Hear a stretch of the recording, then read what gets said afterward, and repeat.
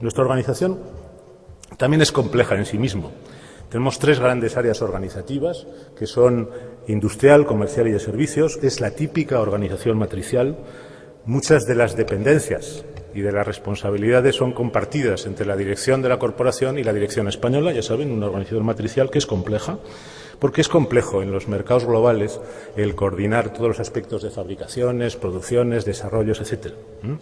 Y a una actividad compleja pues no se le puede enfrentar una organización simple.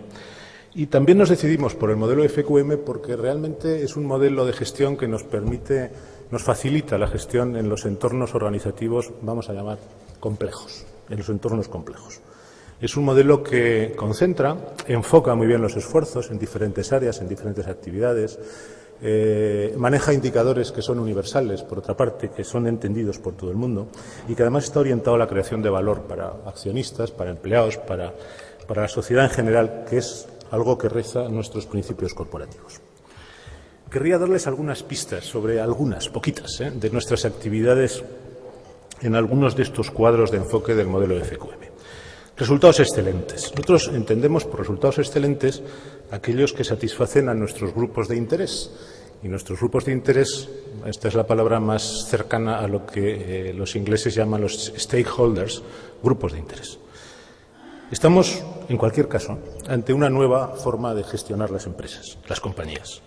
Hace algunos años las empresas organizábamos y enfocábamos todas nuestras actividades a satisfacer a tres grupos de interés principales. Eran los accionistas, tratábamos de incrementar el valor de su acción, eran los clientes, que en definitiva compraban nuestros productos y usaban nuestros servicios, y eran los empleados, porque los empleados, pues son el motor de las organizaciones.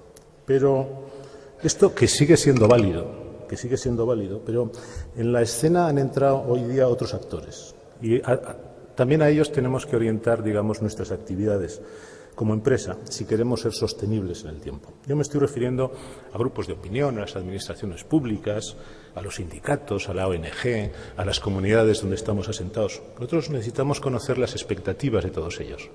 También tenemos que saber cuáles son sus expectativas, qué es lo que esperan de nosotros y los tenemos que convertir en nuestros propios objetivos estratégicos. Porque, en definitiva, en la medida que nosotros hagamos como empresa lo que se espera de nosotros, en esa medida la percepción de una compañía crece, aumenta y en esa medida la propia compañía aumenta su valor. Yo les diría, una nueva forma de entender la empresa, en que han cobrado valor, especial valor, la excelente gestión en muchos activos que ahora se llaman o que son intangibles, pero que conforman la empresa. El modo tradicional de gestionar una empresa en base a las cosas tangibles, que básicamente han sido financieras, las cosas tangibles, ha dado paso a una forma responsable de gestionar las compañías que contempla, cuida los activos tanto tangibles como intangibles. ¿Y qué aspectos intangibles hay?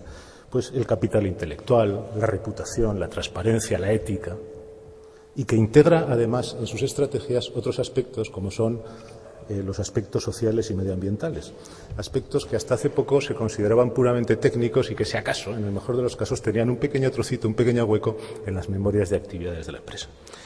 Y esta forma de gestionar también obliga a una especie de comunicación bidireccional.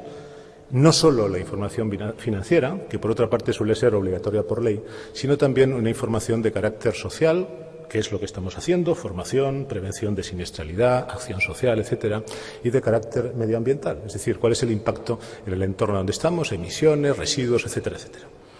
Nosotros, por tercer año consecutivo, hemos dejado de editar nuestra tradicional memoria anual, que era una memoria básicamente financiera, como les digo, y editamos un documento que ni siquiera lo llamamos memoria de actividades, lo hemos llamado el último crecimiento responsable, y que en definitiva es contar a la sociedad lo que hacemos en todos estos aspectos que creemos que conforman la responsabilidad corporativa.